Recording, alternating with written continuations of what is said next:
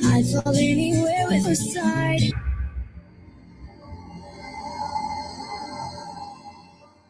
There's a lot of new information going on in this Nolan Wells case, y'all. Did y'all know one of the boys is trying to sell a boat online? Who is selling the boat Nolan was on?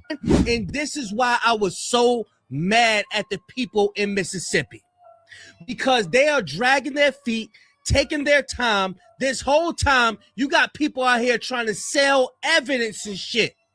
Not only that, we got the Nolan Wells family. They are hiring an audio engineer. Not saying that there was anything wrong with Janetta Brantley's work. I believe they're just trying to get a record and shut these people up that have been saying the work she put in was falsified.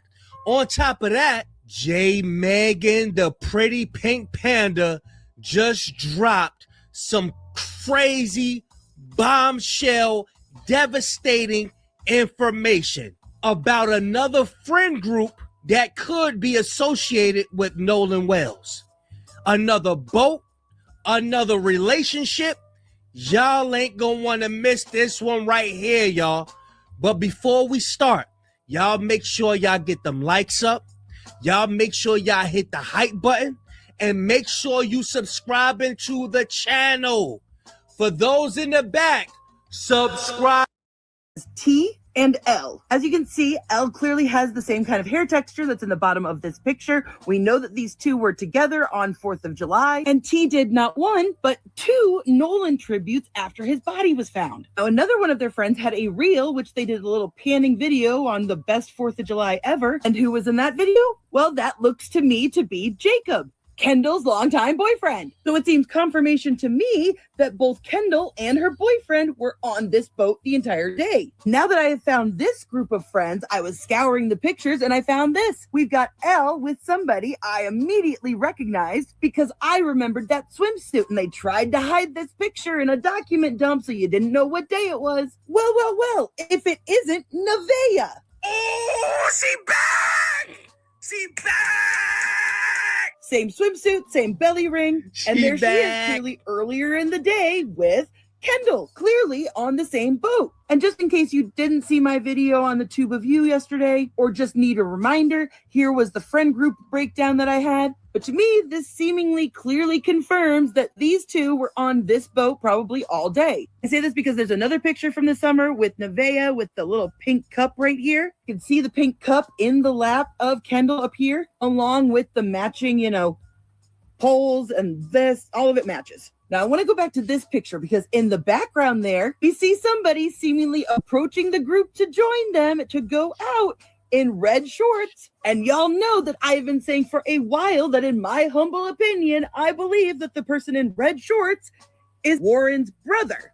But now I also think there's a strong possibility that it could be Lainey's boyfriend, Drew. Just as further confirmation, these glasses match the glasses that are in the Katie Snapchat. I think it's pretty safe to say that we definitely found the people that were on the boat with Katie. Now here's where it gets a little interesting to me though. Look at how late in the day this picture seems to be taken. And they clearly were still out at night. So did they drop everybody else off? Did they come back out Got a lot of unknowns here, but I did my social media scour. And let me explain to you what I found. So we've got L and T on the boat with Kendall and Nevaeh, like we've confirmed that. We also know at some point Katie was on the boat with them as well. T was the only one that seemed to be connected to Nolan on social media. Now, remember how the person who released the Snapchat pictures of Katie said that they were not friends with her? Well, I found that T was actually connected to a lot of people social media wise, whether they were following her or she was following them. I was able to find Javon. I was able to find Ava D, the girl from the party. I was able to find the entire Hudson family, as well as Katie, Lainey, Trin, Ava, all of the other friend group, the core group that I talked about yesterday. And I found out that L was either following or was followed by Ava, Jax, and Bart. Now here's the real kicker. When I went to T's Book of Face page, I found... Yo, let me get the real deal, Holyfield. The real deal, Holyfield on the mic. Let me get my girl on here. Yeah. I'm finna, hold up 1 second. Let me get it from the horse's mouth.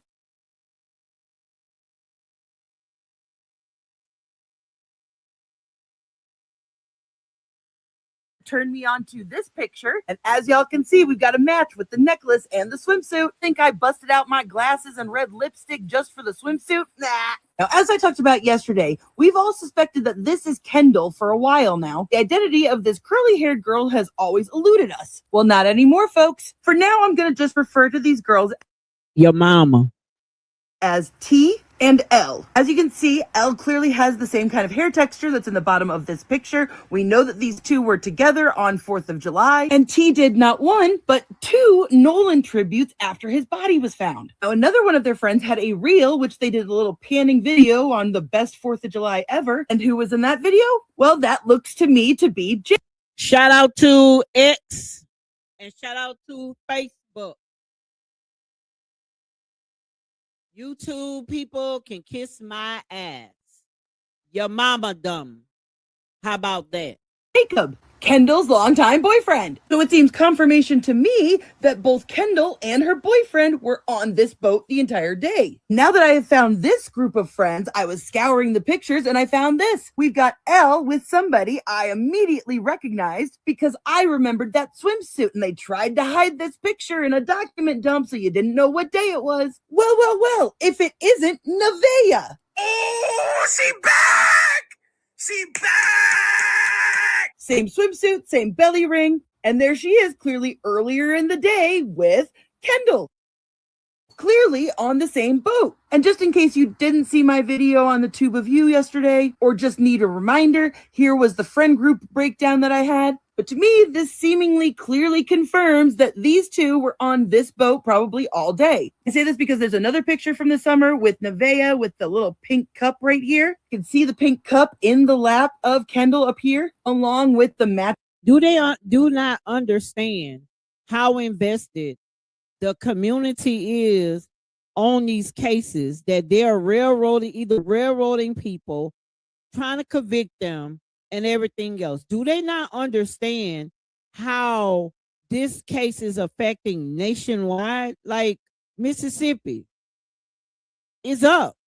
Watching, polls and this, all of it matches. Now, I want to go back to this picture because in the background there, you see somebody seemingly approaching the group to join them to go out in red shorts. And y'all know that I've been saying for a while that in my humble opinion, I believe that the person in red shorts is Warren's brother. But now I also think there's a strong possibility that it could be Lainey's boyfriend, Drew. Just as further confirmation, these glasses match the glasses that are in the Katie Snapchat. I think it's pretty safe to say that we definitely found the people that were on the boat with Katie. Now here's where it gets a little interesting to me though. Look at how late in the day this picture seems to be taken. And they clearly were still out at night. So did they drop everybody else off? Did they come back out? Got a lot of unknowns here, but I did my social media scour.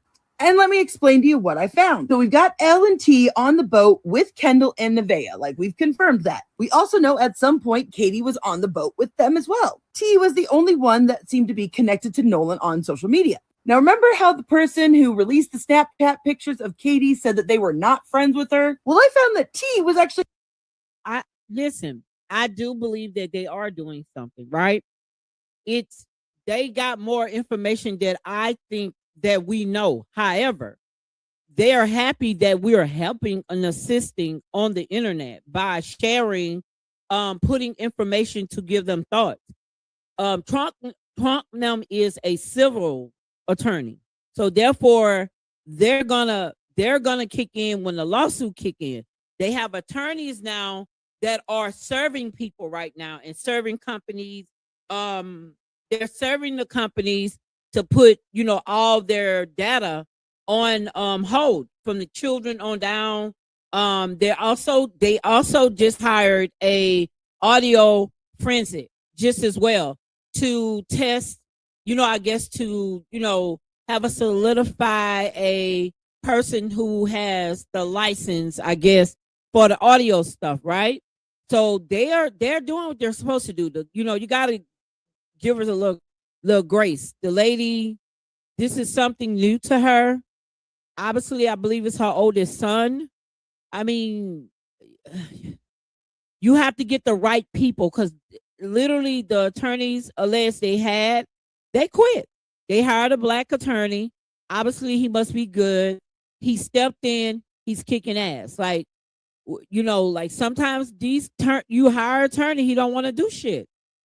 You know what I mean? All those people, you got to be careful when you get these attorneys, because you got to understand they shoot golf together, they eat together, they all are effing friends, especially in these smaller towns. So you do have to always hire someone within the state, but outside of the state, that don't mind going toe to toe with these folks. You know what I mean? Connected to a lot of people social media wise, whether they were following her or she was following them. I was able to find Javon. I was able to find Ava D, the girl from the party. I was able to find the entire Hudson family, as well as Katie, Lainey, Trin, Ava, all of the other friend group, the core group that I talked about yesterday. And I found out that Elle was either following or was followed by Ava, Jax, and Bart. Now here's the real kicker. When I went to T's Book of Face page, I found out that she was FB friends with not only Warren's mom, but Bart's mom as well, and several other adults that are close friends with that mom group. And I also found out that Lainey and Nevaeh are both friends with the older McGrath brother, but it seems like he was in Texas at the time, so most likely he was not on the boat or around for this. However, he does have a younger brother who is friends with T on social media. And that makes me wonder if the younger McGrath brother might have been on that boat. Now remember, Lainey said that she was not on Horn Island. She was with a different group of friends on a different island altogether. But now I'm wondering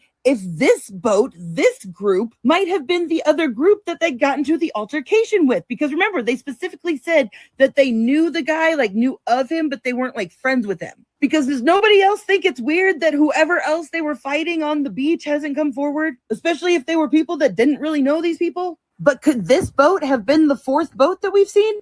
Because if this is the same red shorts guy, then how did he get onto the other boat? Do y'all hear this? Do y'all understand what is going on? Do y'all understand what this is about? You know what I mean? I had to take a day off yesterday because I was extremely tired.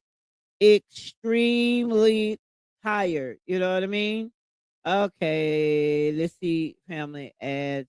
Okay, they add a new attorney. Okay, let's see.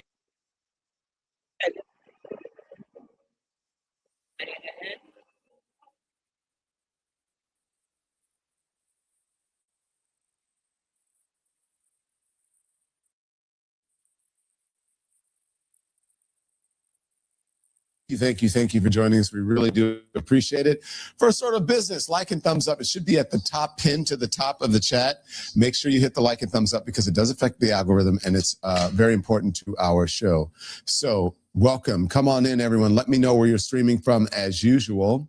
And we want to discuss something that's happening with, look, we have Mayor, the former mayor of Atlanta, Keisha Lance Bottoms, who is now the gubernatorial candidate. Democratic gubernatorial candidate in Georgia. Now we have her on the show a little bit later, so you don't want to miss that. We're going to interview her. We're going to talk about what's going on there. We're going to talk about what's happening nationally. And we're also going to talk about Nolan Wells with her, because that's where I want to start with this morning. The Nolan Wells family has added a new attorney to their case. And as we promised, we're going to continue to follow this story. We're going to continue to ask questions and to get answers and to bring you updates on what is going on with this story. So they're adding a new local attorney. He is speaking out. Here's the report. A metro area attorney is now part of Nolan Wells' family's legal team. 16 WAPT's Ross Adams has more on his role in the case.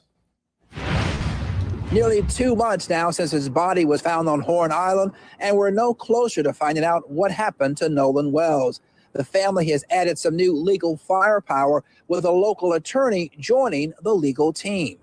I think it helps to have somebody local who's, from the soil, somebody that, is kind of familiar with the terrain, with the people. Jackson criminal defense attorney Ahmad Smith signed on 3 weeks ago. Smith will assist National Civil Rights Attorney Ben Crump, along with the NAACP Office of Legal Counsel, working on an independent investigation. Many, including Wells' parents, have raised serious questions about how law enforcement authorities on the Gulf Coast are handling the investigation. They've spoken out publicly often enough to suggest that they have some skepticism about the way that this process has played out. Wells' body was found washed up on the water 2 days after he and a group of friends set off on a boat from Ocean Springs to Horn Island on 4th of July. Smith says the cases draw attention from around the world. Some are worried about a cover-up. There have been instances where Black bodies have been found floating in Mississippi waters in mysterious circumstances. So people naturally harken back to some of that history. Smith says he spoke with Wells' parents last week during a gathering for what would have been his 19th birthday. While they're grieving, the disposition to me seems to be one that is hopeful.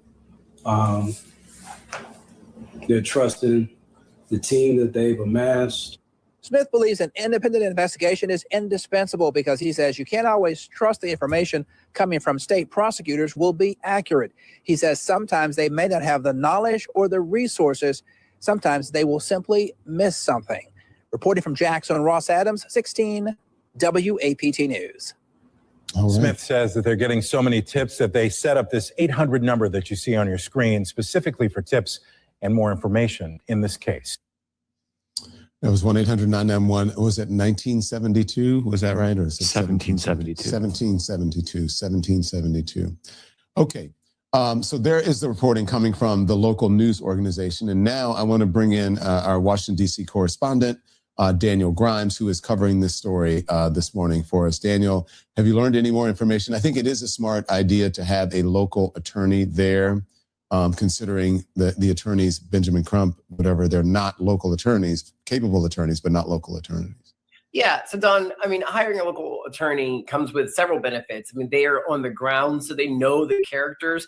Ahmad Smith has been working with local prosecutors and the team there for a while now. So he knows, all of the people in play. He also can actually do things that Ben Crump, as a national attorney, cannot do. He can file petitions in court without needing some sort of ad hoc permission that a national attorney like Ben Crump needs. And also, we all know Ben Crump's schedule is just very busy. He has a lot of cases that he's overseeing right now. And so having that local attorney who can be hyper local and hyper fixated on Nolan Wells' case is going to just be able to help the family get answers sooner. Yeah. And the last info that we had, and we reported on this, I think it was yesterday or Monday, was that the attorneys for the young men who were with Nolan on Horn Island, they have sent out, their attorneys have sent out a letter of intent to sue the Reverend Al Sharpton. Yes. So they have, they sent Al Sharpton a 19-page notice of intent to file a lawsuit. They are claiming that Sharpton made several defamatory statements against those three men by insinuating that they had something to do with Nolan's death. And in that, they've cited two instances, the vigil that took place on Nolan's birthday, and also the earlier in July, an incident where Al Sharpton said, where is the phone? He gave an interview to TMZ and just kind of questioned why they would have had Nolan's phone. The attorneys for those young men say those statements potentially rose to the level of being defamatory, and they are now saying that Sharpton, the Reverend Al Sharpton, needs to apologize and retract those statements, or they will sue him. And as I said on Monday, Don, Al Sharpton says, bring it on, because he knows that if they go into discovery, that there are going to be things they're going to have to release that they haven't released yet, right? When you go into the discovery process in court, you've got to, under oath, tell things, say things, describe the day in detail that, let's just say you're going to, on a former officer's show that we will not talk about. You can say whatever on that, right? Because you're not under oath. If you go through the discovery process, you are then under oath. You've got to make sure everything you're saying is true, and you're going into detail. So the Reverend Al Sharpton said, bring it on, because you all want to go through discovery. You're going to help us get answers sooner. So let's talk some politics. That is your bailiwick. You are in Washington, D.C., someone who could, have an office there and a possible residence.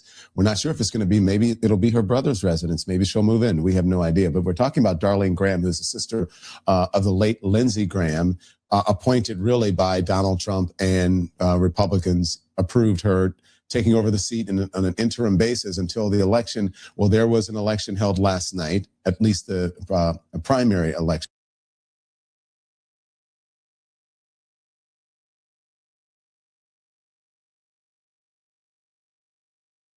We not caring about that on this channel right now.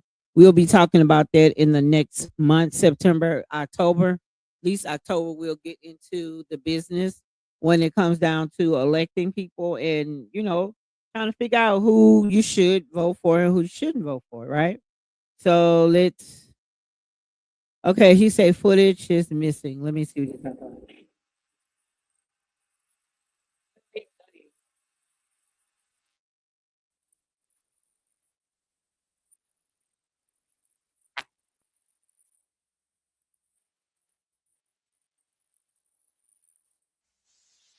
And these people, the authorities who were supposed to be searching for the body, how they missed the body. Well, I think I figured it out with the friends. The friends were not there. They weren't part of the search party. They was not there.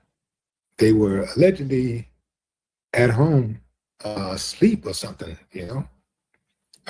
Somebody even said that they were at some point eating lunch or something at a restaurant or something, while the search teams are out searching for the body of their friend. Something else that I find very peculiar, right? So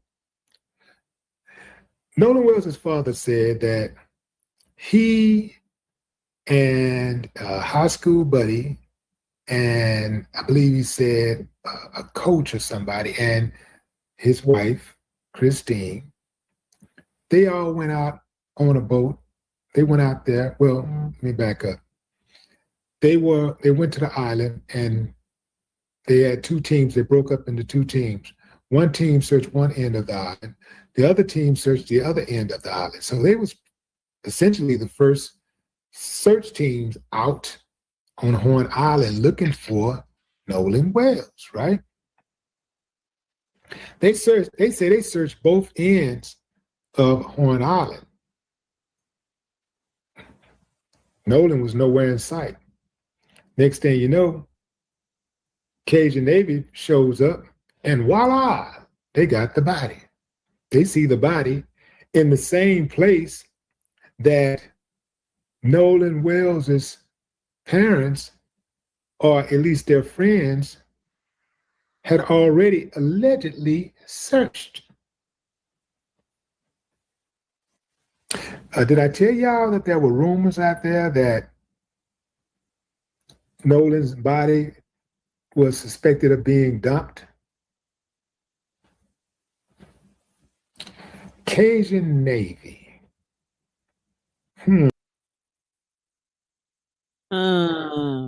Cajun Navy.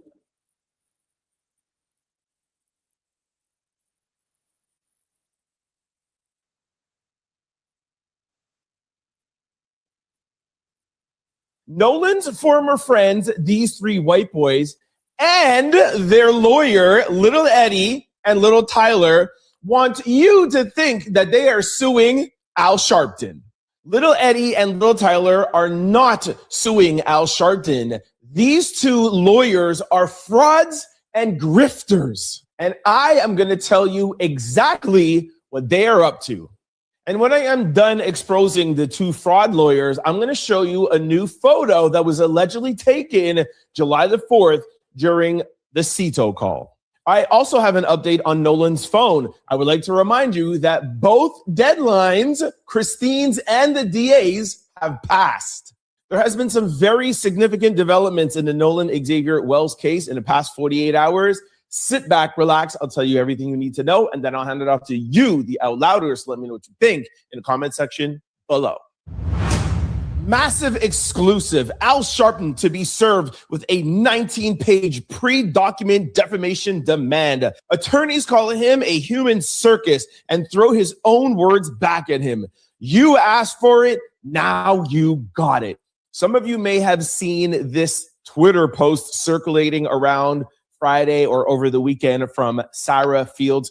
For those of you who don't know who Sarah Fields is the new talking mouthpiece for the alt-right MAGA movement, replacing Officer Tatum. I think like he's been benched. This is just all ridiculousness.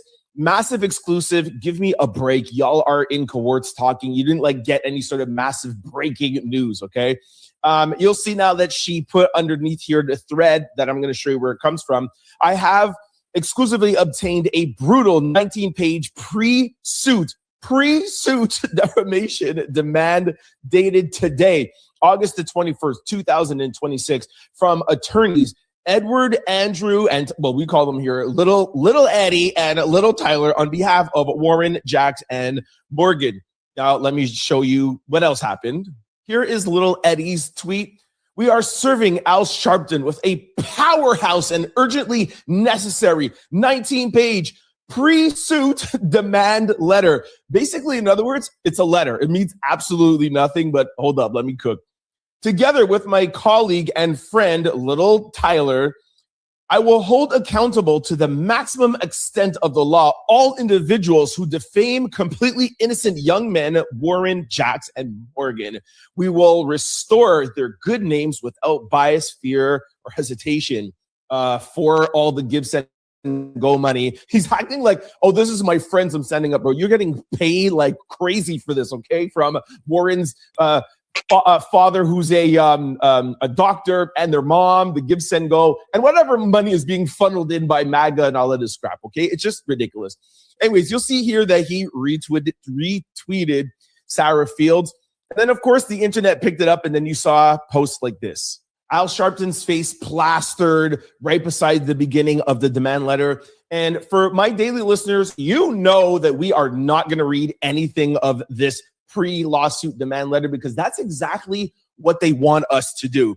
But before I even get back to the letter, because I do have it, I took out like 6 or 7 pages. I'm going to show you just to show you really what they're up to. But let me show you first and read to you the real things that we should be concerned about, and that's Al Sharpton's response. You'll see Al Sharpton literally like within 1 hour of this coming out. You'll see here it says Al Sharpton's response to potential litigation against him in the Nolan Wells case. New York, August 21st, 2026.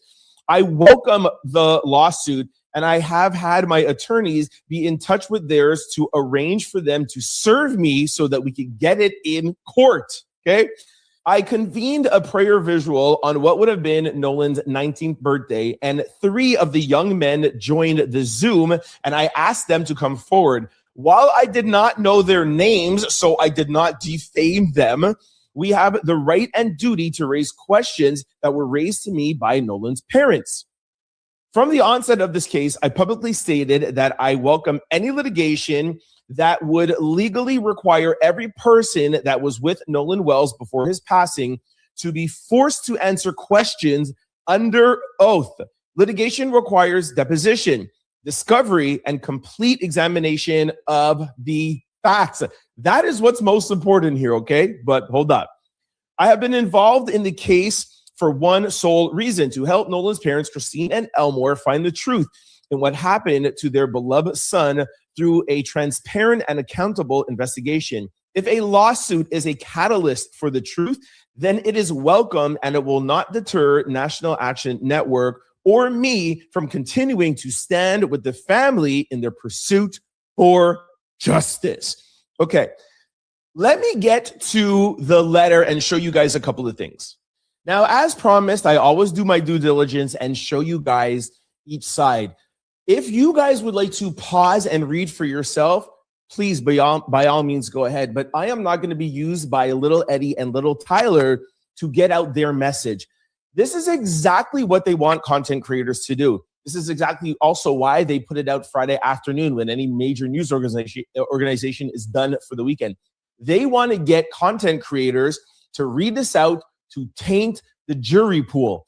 This has not been seen by a judge, hasn't been put in front of a judge. There's no case number. There is nothing. Their own words say pre-lawsuit. You could say whatever you want and title a letter whatever you want. It does not make it anything official. This is a piece of paper with words on it. That's all it is, and a signature. Because there's a letterhead and because y'all are lawyers, it means nothing. It's literally chicken scratches. Literally, like a kindergartner could have just typed the blah, blah, blah, blah, blah, and signed it. That's exactly what it is. Now, the details of the letter is them presenting their case. It's a way for them to get out their narrative of what happened without having to follow any sort of legal jurisdiction or any sort of rules, because there's no metadata, there's no proof, there's no nothing. So you're going to see pictures in here and you're going to see narratives that you could read if you would like, but it's literally them saying Morgan, Jax, and Warren are innocent. They didn't do anything. They didn't tamper with the phone. They wouldn't do this or whatever. Yeah, that's easy to say in a letter, not as easy to say in the court of law when you're under oath. You see what they're doing here? So for them to get this out, this is the new way how to taint the jury pool. It's 2026. Everybody gets their news from TikTok, Instagrammers, YouTubers, etc. So this is what they're doing. They want us to sit down and be like, hey, we got this damning lawsuit, massive exclusive. Oh my gosh. And YouTubers and stuff will sit down and read it and read all of that stuff to you. And whether you believe it or not, it goes back in your like mental Rolodex. And not every single person is overly invested in knowing the truth. Most people see headlines. They're like, oh my gosh, they sued Al Sharpton. No, it is a pre-demand letter that if Al doesn't do certain things, he is going to be sued for defamation. He answered you guys back 1 hour later that was like, I am doing nothing. Let's go to court right now. That's why I didn't rush to do this. It's been 48 hours. Where's the lawsuit, bro? Come on, what are you talking about? You told him that you wanted demands. He answered you within an hour, and he's like, bring it. And it's been 48 hours and you haven't brought it. And don't tell me it was because it was the weekend, all right? Because it's midday Monday. If you guys are really about that life, you would have brought it already. But you won't. Because like Al said, is that you don't want to be deposed, you don't want to sit down, and you don't want to say these things in this letter under oath, because it is a very drastic difference, the things that you could say on a piece of paper than sitting down in a courtroom in front of a judge that can and will be used against you in the court of law, okay? All right, so couple of things also, like I made some calls, you know what I'm saying? Some people in some camps that we know that may be involved in here says, this is nothing but a piece of paper. No one cares. This is not a legal document, not filed in court. No judge has seen this. This is a piece of paper with words on it, etc., etc., etc. Nobody in the camp, in any camps, are afraid of Little Eddie or Little Tyler. I could guarantee you that unequivocally. Nobody. And I'm not going to name names. Just y'all know the camp that, you know, I like to say that I'm the mouthpiece for. No one is afraid of you over here, bro. Nobody. Only thing that you have been doing since we heard of Little Eddie and Little Tyler is talking on Chris Cuomo, talking on Nancy Grace, talking with Officer Tatum. Notice something. Every time I talk to you about the opposition, all they're doing is running their mouth, sitting down with Tatum, running their mouth, doing the 3-part interviews. 3-part interviews. If you remember at the beginning of all this, disconnected their Instagram, lawyered up. You didn't hear nothing from these guys. They sit down, forge a plan. Don't forget, Warren's stepmom's a judge, okay? She knows everything. So takes a couple of days, sets up everything, and then all of a sudden. Okay, you guys, we're going to switch up a little bit, make this a little spicy. They have breaking news. Let's see what they're talking about on YouTube. You guys, make sure you like, subscribe, share the live just as well as comment. Let's see what your thoughts are, because this is getting crazier and crazier, and we have to constantly fight. Piece of information regarding the Nolan Wells investigation. Over the last couple of days, you've heard me say that the family is waiting for the district attorney to get in touch with them to schedule that joint investigation and cell phone extraction. We just found out on August 13th, which was literally just 2 days ago, that said district attorney McElrath of the Jackson County, Mississippi, decided to send another letter to the family stating, you have 48 hours to drop off the cell phone. Fuck you. I'm sorry. Is that the same thing as a joint investigation? Words are, you have 48 hours to drop off the cell phone, or you have 48 hours to, possess the cell phone for us? Is that the same thing as saying we're going to have a joint investigation?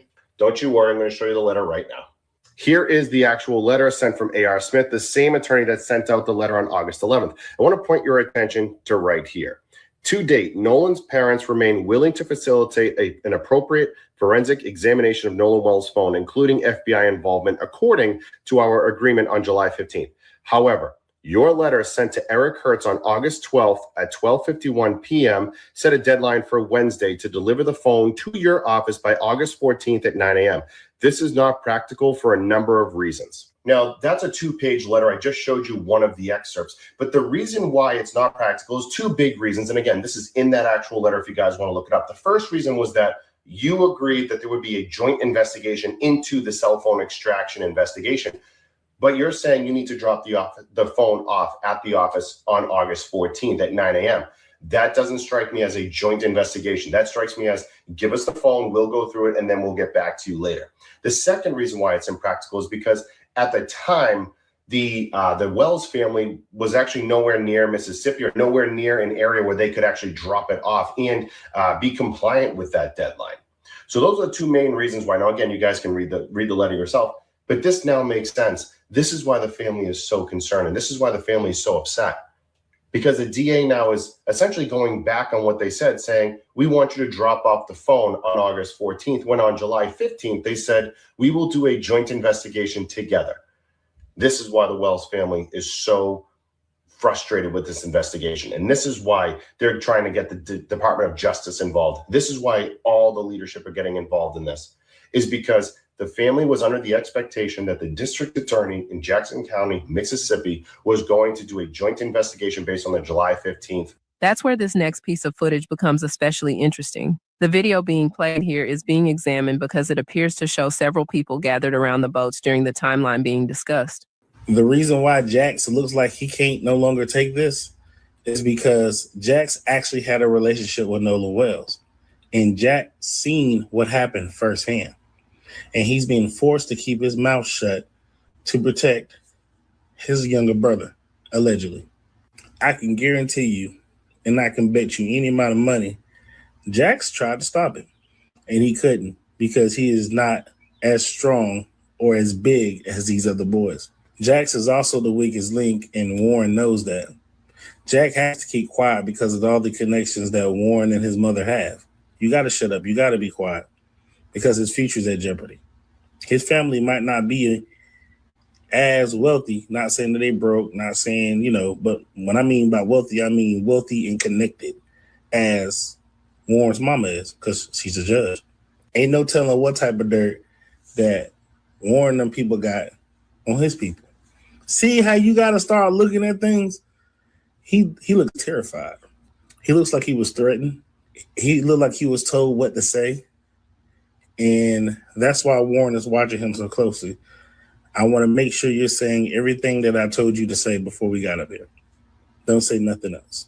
The commentary focuses on the positions of the boats, who appears to be on board, and whether the footage matches the accounts that have already been given. One of the biggest questions raised is why Nolan was allegedly told to get back onto the boat while there were claims that the boat was experiencing problems. This was just sent to me in my inbox, and then I was quite shocked. I was like, holy crap. So then that's whose page it's on, but she said that she's not the original poster.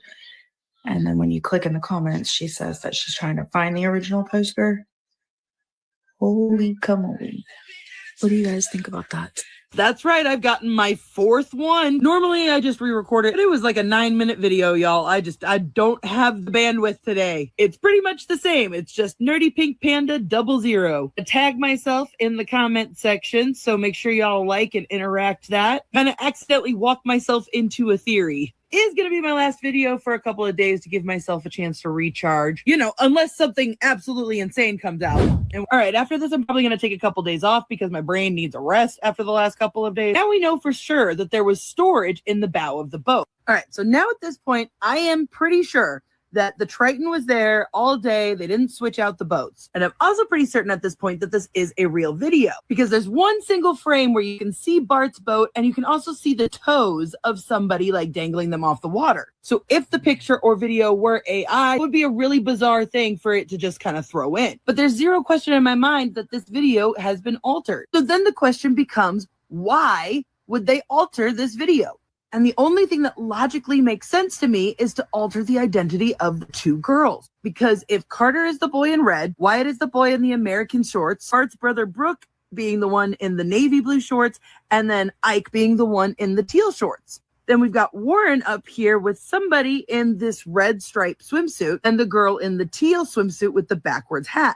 So in this picture, this would be Brooks, this would be Ike, this would be Wyatt, this would be Warren, which would leave this to be Carter. Now, whoever this is seems to be very cuddly with Carter. Like, too cuddly, in my opinion, for it to be like a mother or a family member. Thinking about it a lot from the timeline that we have been told. And what we haven't really been factoring in again is the party. Because remember, Warren said he went to the party, but instead of talking with all of his friends, he went upstairs to go talk with his girlfriend's dad. Now, those families are tight. So if that dad of Ava, if that conversation with the dad didn't happen, then they would automatically know that they were lying. So I've been saying for a while that the girl was somehow involved. And mind you, everybody's back on land now. They're getting ready to do the fireworks and everybody's swimming and drinking still, blah, blah, blah. So what's the excuse for no pictures at that party? They've explained it all away during the day, but at this point, they're all just being teenagers and having fun again, right? So I'm thinking that the brunette girl is Ava, the girl whose house they went to. And she's pretty close with Warren and the Pyrone family. And they're full speed running. And then after that, I didn't see them anymore. I think you were on the boat. You start from there? Yeah, so after we planed off, Wyatt kept the boat pinned the whole way in. We ran into the mouth of Fort Bayou, where we came from originally.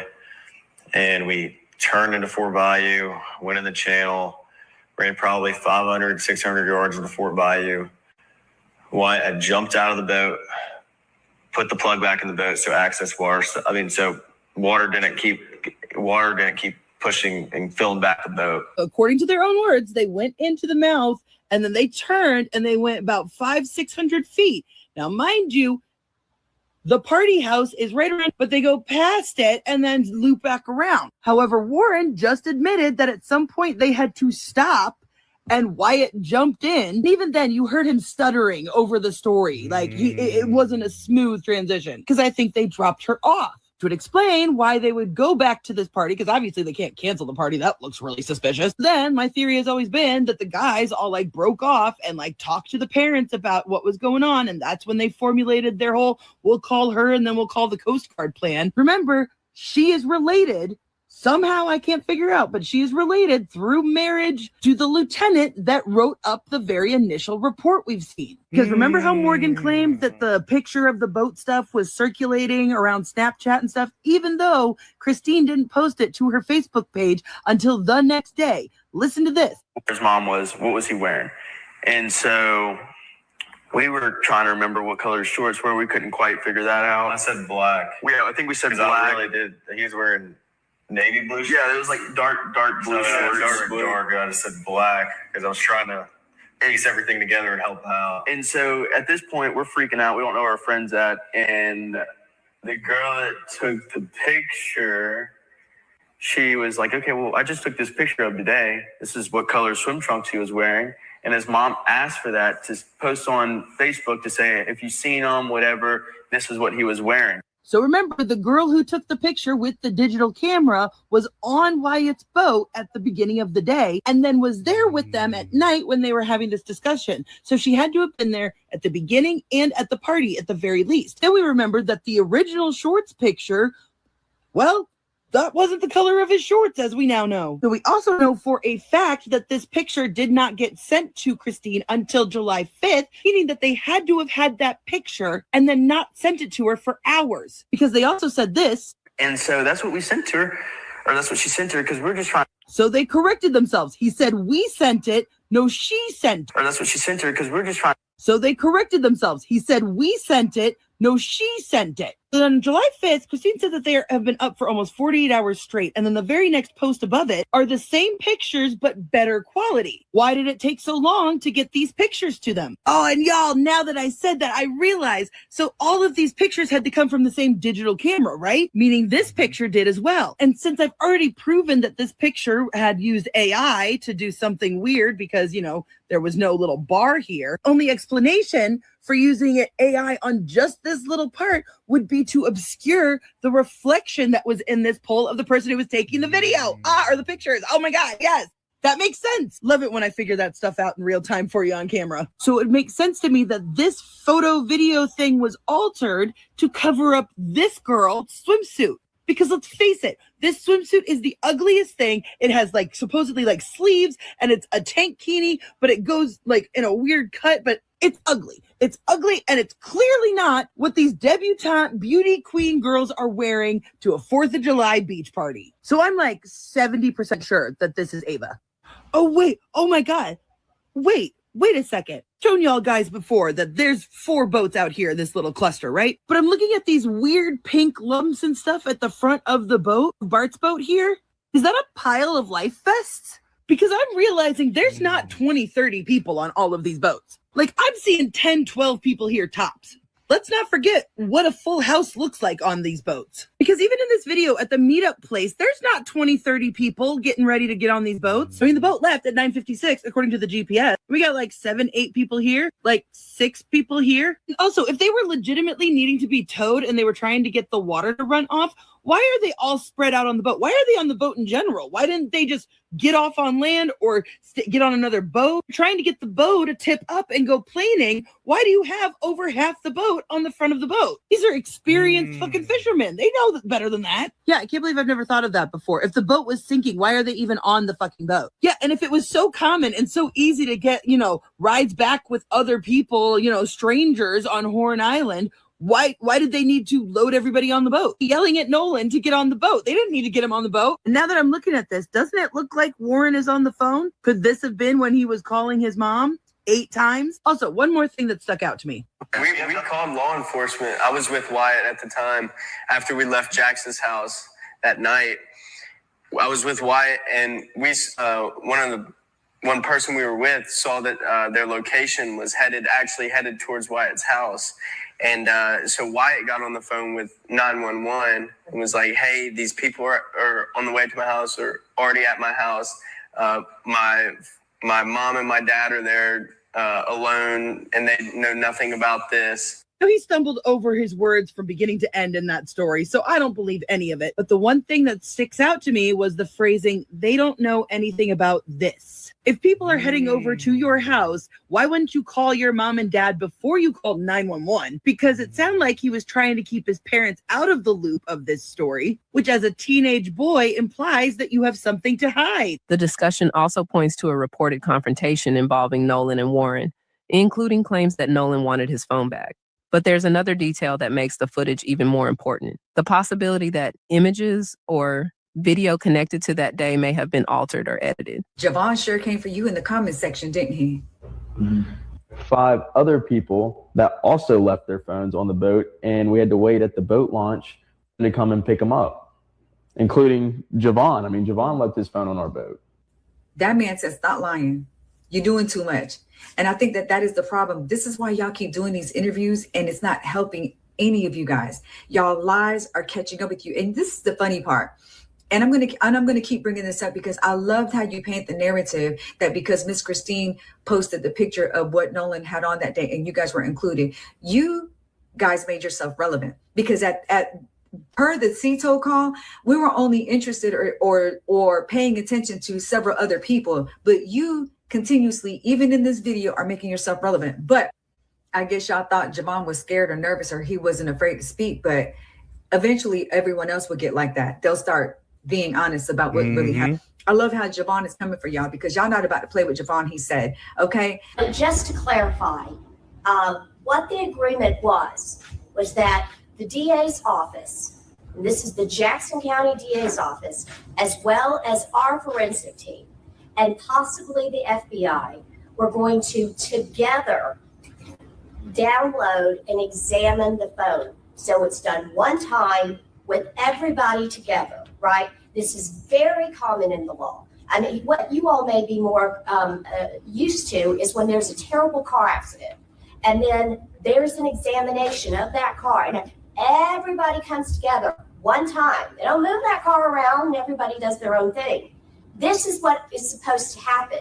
We are waiting for the DA to determine the time, the place, the date. Let us know, and we are going to be there with our forensics team and anybody else, but it's done one time, one examination. Certain visual details don't seem to line up with the timeline and questions whether someone's identity may have been obscured. None of these theories, however, should be treated as proven facts. They are allegations and interpretations based on footage, statements, and information circulating online. And that is exactly why this video is being scrutinized so closely.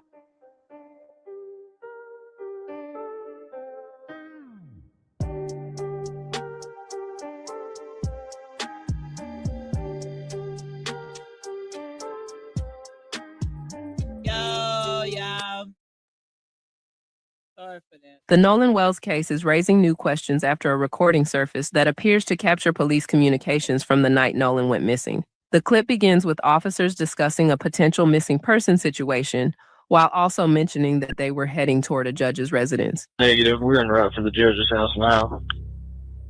You said y'all are. Hello, everybody. This stuff is getting crazy. It's getting crazy by the day, y'all. Hello. This stuff getting crazy by the day. For real, for real. I'm trying to see how I'm going to end the day with. Let me see. This 21 hours ago. Let's see. Breaking news, y'all. As I was making the video, I was scrolling. Breaking news, y'all. Go ahead and get ready to screenshot. Go ahead and get ready to screen record because you know when information like this come out, they're going to try to erase it. Y'all brace yourself. They saying Nolan Wells, there's a picture with Nolan Wells on the boat with Bart.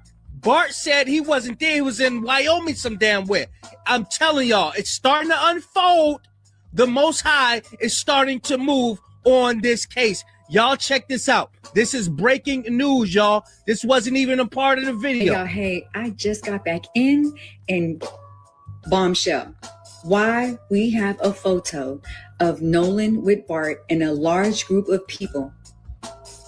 And I'm just going to show you real quick because I have questions. Hold on. Let's look.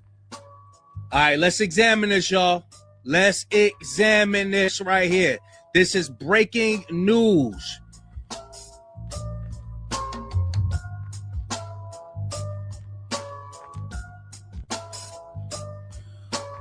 That must be Bart right there.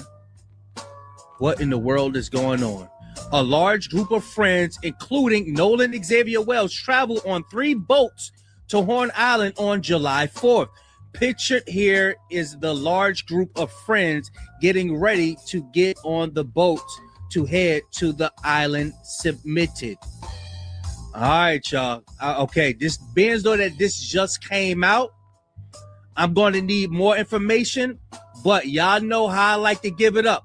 I like to give y'all everything that's out there, and then we'll just dissect everything later on. But I had to hit y'all with this. Let's just see what Royalty's talking about right quick. Now I have questions because from what the last thing that I heard per Warren, that Nolan was on leaving and went out to Horns Island on the Triton with Wyatt.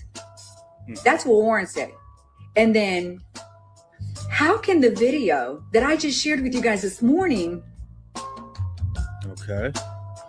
how could that be Nolan in the video when Nolan is on another dock with Bart getting ready to head out there to Horns Island? Y'all, what is going on? And then Warren, I'm so confused because how are you saying? And bitch, all you do is come on the internet searching, watching other people use other people's shit. That's right. I get commentary from other people's thoughts just like everybody else. Get your bitch ass up off my damn live, bitch. Whatever I do is my business, hoe. Bitch, I'm like that in real life, on camera and off. Go find something safe to do. Go raise them fucking kids over there. Go pray or something. Go find something else to do. We over here and enjoying ourselves. And you brought your lanky, ugly ass because they talking about them old pale face ass boys over there. Mississippi finna burn the way it should have been burned down long time ago. The ancestors are calling for it. Enough is enough. Ain't no more hanging. Y'all could go around here, all this bullshit. They got hang here. They got hang there. Don't nobody give a damn about what you talking about. We gonna talk about this until the wheels fall off. And if someone come with an opinion, I'm gonna put it on my show. Now take your dirty ass somewhere and go take a damn bath. The fuck? That you, how is that your friend?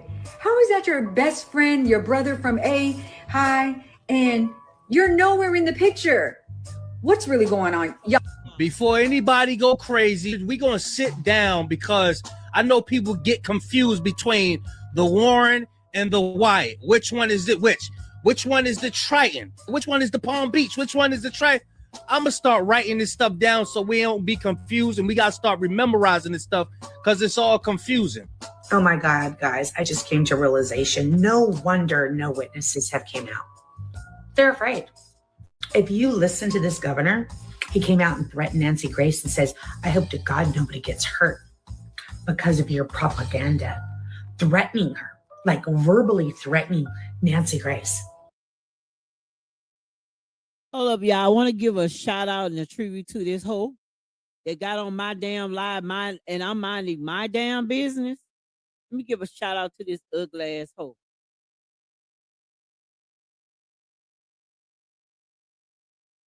Bitch, you brought your bad built, tight motherfucking shirt on my live telling me all I do is show other people video. I'm gonna show you.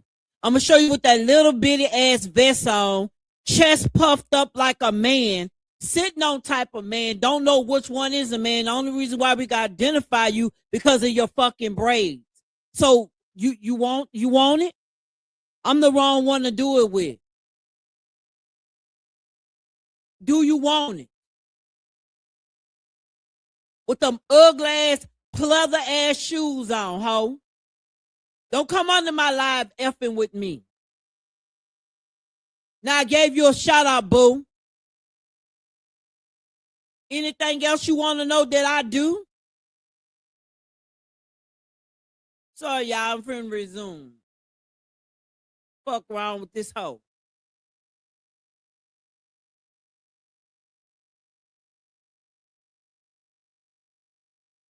All I do is this. Bitch, as long as I ain't getting in trouble, it ain't your business.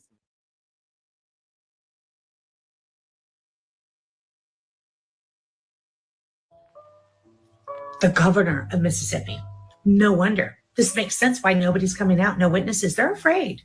Imagine you growing up in Mississippi and you hearing all the stories, or even you want to come out and speak out about what happened to Nolan Wells, but you're a descendant of all the evil that's been going on, and you know about all the stories and how wicked your people is. So as I was scrolling, there's another angle of the Triton boat, y'all. Check this out. Major fucking update in the Nolan Wells case. Y'all look, it's in the photo. Restaurant girl, we don't even care anymore. 1, 2, 3, 4, 5, 6. Where's the 7th person? He can't be sitting in the chair because that's allegedly Wyatt on the phone call with Cito. See the dark hair, glasses. Right here, you can see the stripes going on the side of the short. Blue above and bottom. Just like seen right here. But where the fuck is he? Dude in the red shorts allegedly was not on the boat.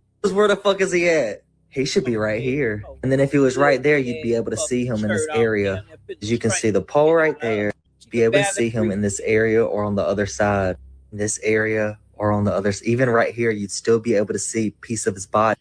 Major so fucking Brandon Tatum did say that there was an extension of the video, and he chopped it off because he was trying to protect the identity of someone else.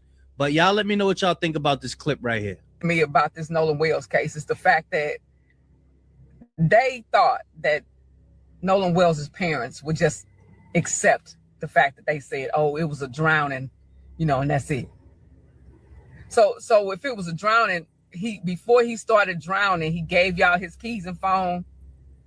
He went for a swim, but yet they found him fully clothed, face down. That don't even make sense. And the fact that y'all not even trying to tell his mom what happened, because y'all know what happened. And that Cito call, oh man, I know they wish, they mad that whoever released that call. And then for a black woman to dissect the call and be able to hear the background noise and release it to the internet, oh, they big mad. Then these comments just lying, just making up stuff. No, it was just a drowning. It was just a drowning. Oh, okay. So if it was your son, you would accept the fact that it was a drown. It was drowning, and his friends had his phone, and they just chilling, relaxing, like nothing happened to that lady's son.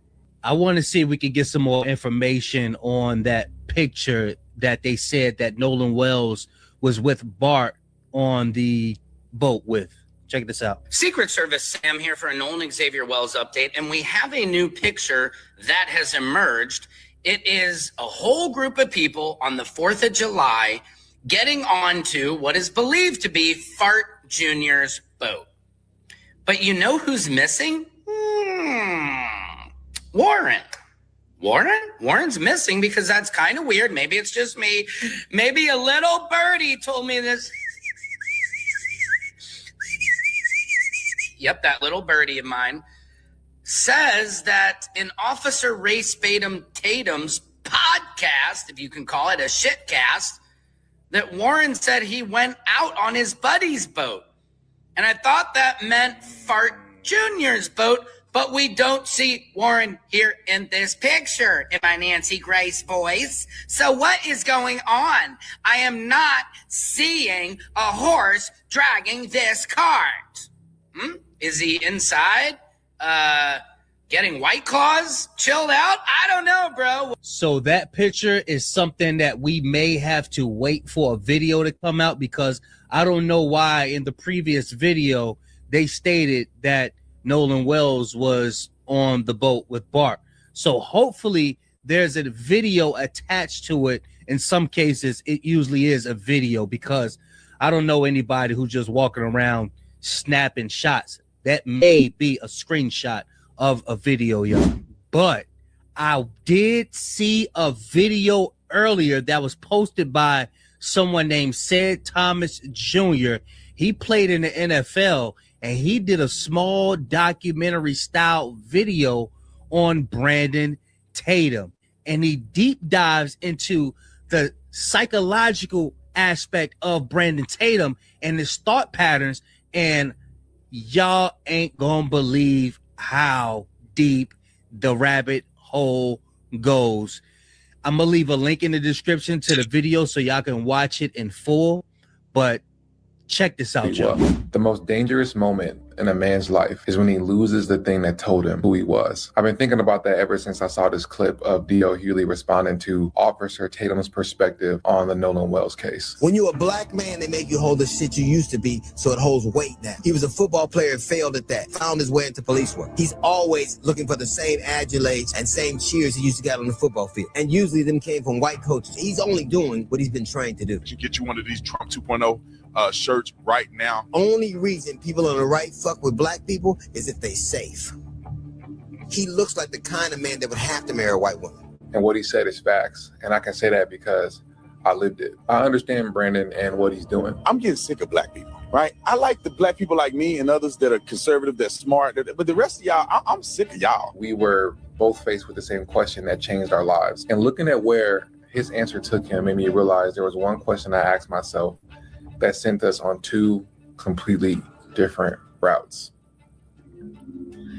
So I was a captain at the University of Minnesota. I declared for the 2015 NFL draft, and I was drafted by the Miami Dolphins, and I was the 150th overall pick. I was on practice squad my entire rookie year, and at the end, I decided to go to the New England Patriots for my second year. And then I was released after not playing well against the Chicago Bears, and it was legitimately one of the hardest days of my life. I loved being in New England. I wanted to be on that team so bad, but it just didn't happen. I didn't play well, and it just wasn't I just didn't play well. And that was the first time I was hit with, damn, football can really end for me.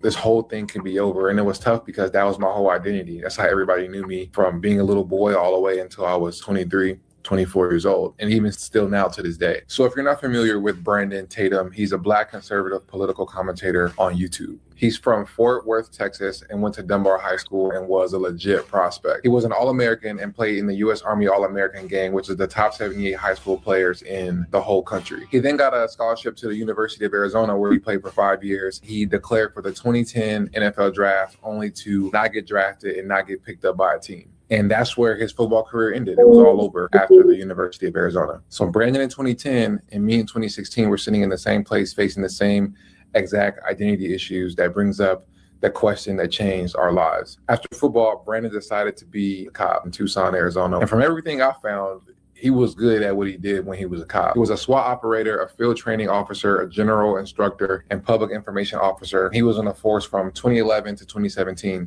which is an interesting time because he went through Ferguson, Eric Garner, and Freddie Gray. All happened while he was there wearing that badge. Then in March 2016, Trump comes to Tucson for a rally. Tatum goes to the rally as a civilian. He doesn't go as a cop.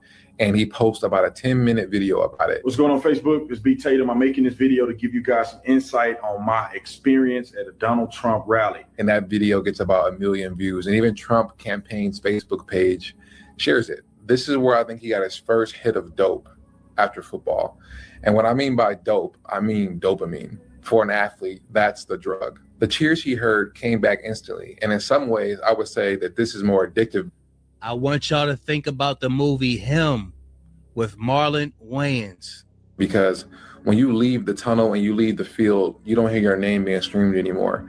But on social media, you can constantly refresh it over and over, and you see the comments and the likes and the DMs from these people who are cheering for you, who want you to win. Then on September 24th, 2017, he posted a 7-minute video about NFL players kneeling. 2 days after the president stood on the stage in Alabama and said owners should get those players off the field. He's going to say, that guy that disrespects our flag, he's fired.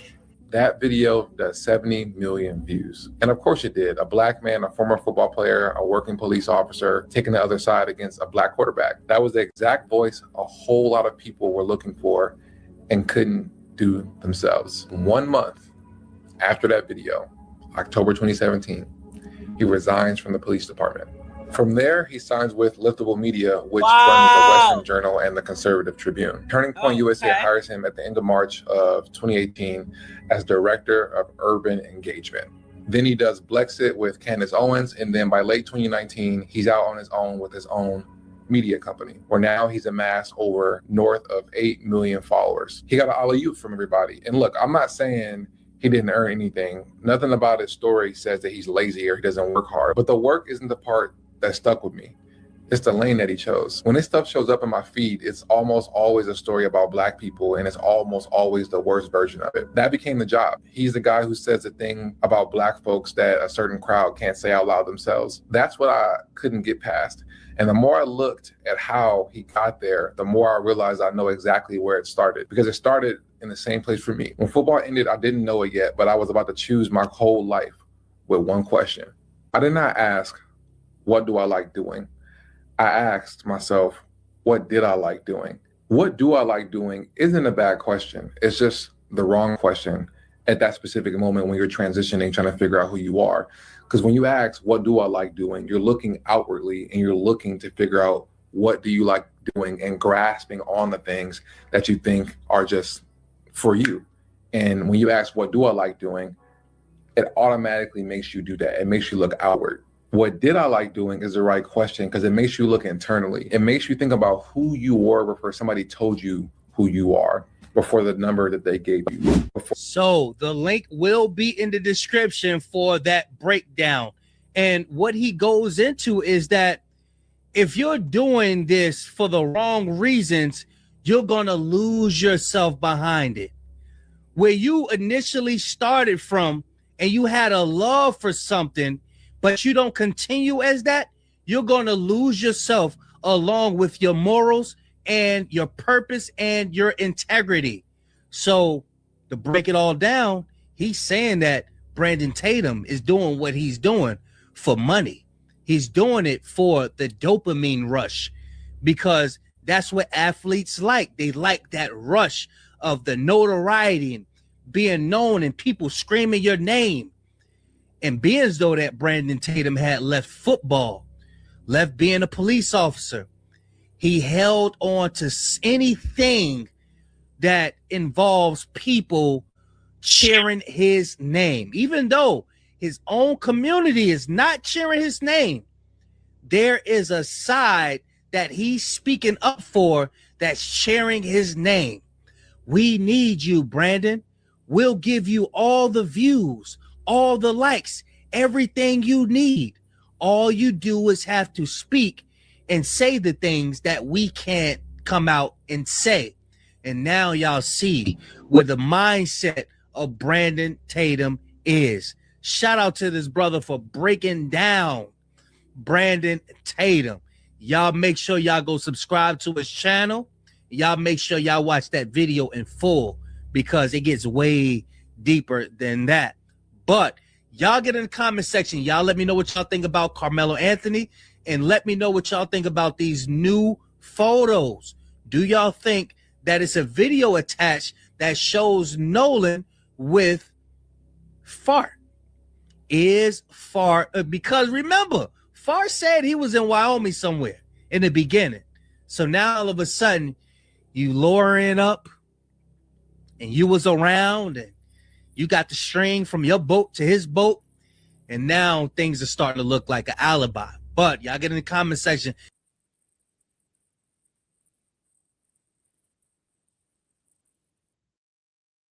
Okay, you guys, I'm going to do my last thing with Carmelo Anthony because I want to understand what's happening, but which I do. I understand that they had to ask for a new trial. They had to get a lot of stuff on record so it can go to the appellate court. So I get what they did, and it's cool. I never believed that that judge was going to give him a new trial. Just didn't believe it. They are friends. That's just how it works. But I'm finna see what of the not guilty boys, and they're gonna break it down for you all because don't count Carmelo out because his attorneys, they bad. I guess some of you guys are maybe feeling some kind of a way about some things that you have heard as it relates to the Carmelo Anthony case. We are still team Carmelo Anthony. We don't give a damn about no juvenile shit that whatever they said Carmelo was texting. And if you grown, you shouldn't care either. Okay. What grown ass lady should be concerned whether if not Carmelo said he liked wigs or not? I don't understand it. Some of y'all are very weird. I've learned that, you internet folks is weird as hell. Okay. Because I don't understand why grown ass 50 old ass women, 60 and even 40 and 30. Why are you hoes concerned about if Carmelo like chicks with wigs or not? Okay. Are you bald headed under your wig? What's your problem? But anywho, I don't give a damn about any of that. But what I want you all to understand is Carmelo has some badass attorneys and they know exactly what they're doing. Let's get into this. Okay. I feel like I should have been an attorney, and I told y'all that I'm working on I'm trying to figure out how this is going to play into my life, because I am definitely strongly considering law school, but I need to add it into my busy life. Okay. But yes, I want to do that. I want you guys to understand something. Judge Roach took the transcripts. I'm sorry, he didn't take the transcripts. He stopped the transcripts from being produced because what he wanted to do was prevent Carmelo Anthony from getting an appeal, because he knew that the transcripts would have been required. But his attorneys outsmarted the Roach, okay? They went and got sworn statements. They also got his previous attorney to get on the stand. But you guys need to understand, he did not get a new trial. He lost it. But did you all expect those white tea people to stand up for injustice of Black people? I want you all to stop wanting to feel accepted by white people and just love you for who you are, okay? I want y'all to understand that was a strategic move that his attorneys used. I want y'all to understand, with this gentleman agreement, there was nothing on the record. Nothing. Mike Howard, given that sworn statement stating what happened, and now we got Mike Howard that had to get on the stand. We got the district attorney that had to get on the stand. Now you know what has happened is now a record has been created when there was no record. Remember, guys, this gentleman agreement was never on the record, okay? Now there is a record of this. So what his attorneys did was very freaking strategic, and they deserve all the credit, because now all of that is now a part of the record. Not only is that a part of the record, the lies are a part of the record. And when I say lies, I'm gonna get into one, because you all need to do better, especially when you're reporting about real issues, okay? These are real issues that affect people's lives. Some of you idiots are out there calling Carmelo a stalker, and you ought to be ashamed of yourself, especially when you ugly, okay? Because some of y'all is just ugly, and I mean ugly in here, and you have the nerve to be on here talking about a 19-year-old with your ugly self, talking about he's a stalker. You don't even know what's going on. You wasn't at court. I wasn't at court either, but I know the game that these people play. If Carmelo was such a stalker, the girlfriend that they claimed he was stalking was in court supporting the family, and she also was there to testify, because the district attorney lied, and that's all he does is lie. Now, some of y'all is running with this narrative. Oh, Carmelo said this, he said that. Do you have kids or, young adults, kids or 19, 20-year-olds, they're on the game, they yelling out all type of shit. I be hearing my son, shit. I'm like, boy, are you okay? So they're in the game. How would you like to die? That's part of the game. It's, you're in the game. So to try to drag another Black child, because he's still a damn child, you are sick, and I don't like you, okay? I don't like you, because there's nothing more sicker than a grown-ass person that's farting out dust coming for our Black kids, okay? So let me make sure you idiots understand, because I know you just got to get the clicks and the views because you uneducated. You can't get a job. You can't do nothing else, okay? Thank God for this whole internet, because if it wasn't for the internet, some of y'all will be on the streets, okay? I don't give a damn if you like what I say. I say what I want to say. So let's get into the strategics about what Carmelo's attorney did. Carmelo's attorney got this on the record, which it was never a part of the record. Not only did he get everything on the record, the lies, the contradictions are also a part of the record. Now, we started to talk about Carmelo's girlfriend.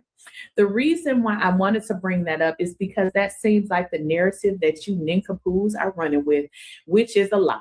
That young lady was in court, and if you were there, okay, or if you have the transcripts, they stated that they had spoke to her and she gave them a statement. And this is one thing about liars.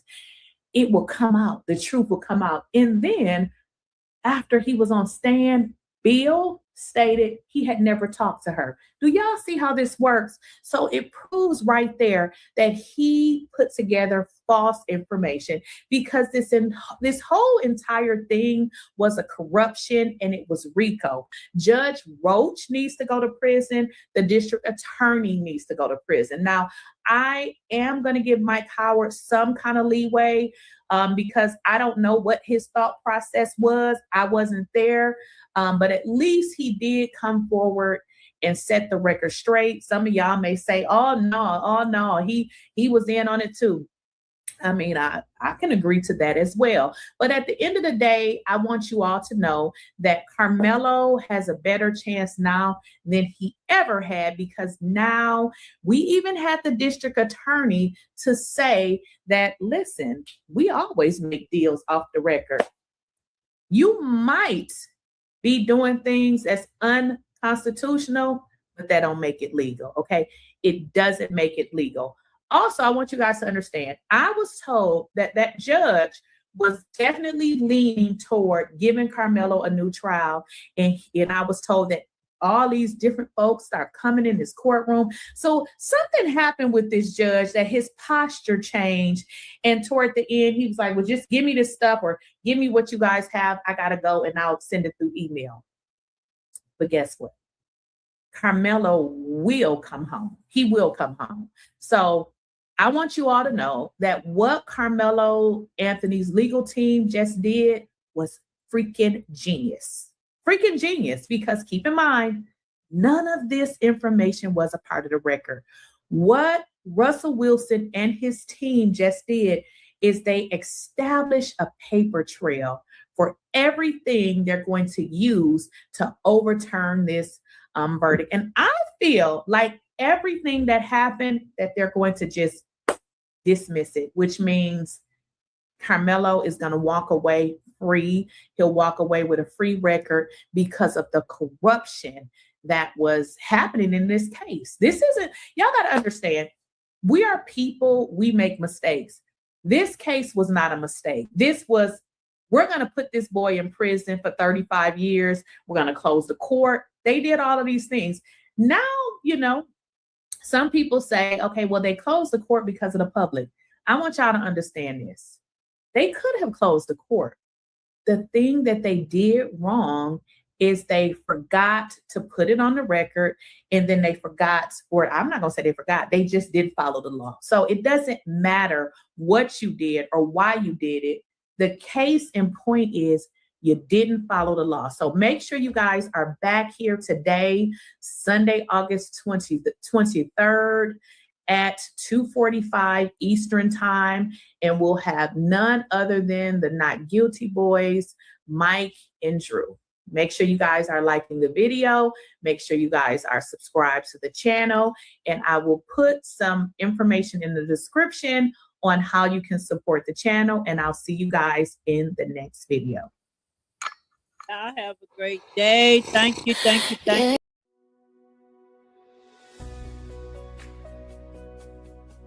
Looking for a K-12 education that goes beyond the textbook, right from the comfort of home? Welcome to a new standard of online learning. Beyond general education, our students dive into specialized virtual labs for real-world job readiness.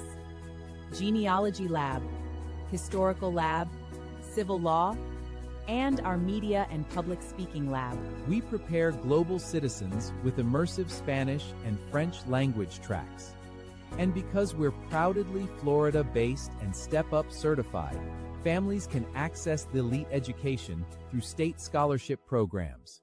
Diverse representation, academic excellence, and career readiness, delivered entirely online, wherever you are. Secure your child's spot today. Secure your child's spot today. Visit our website to enroll.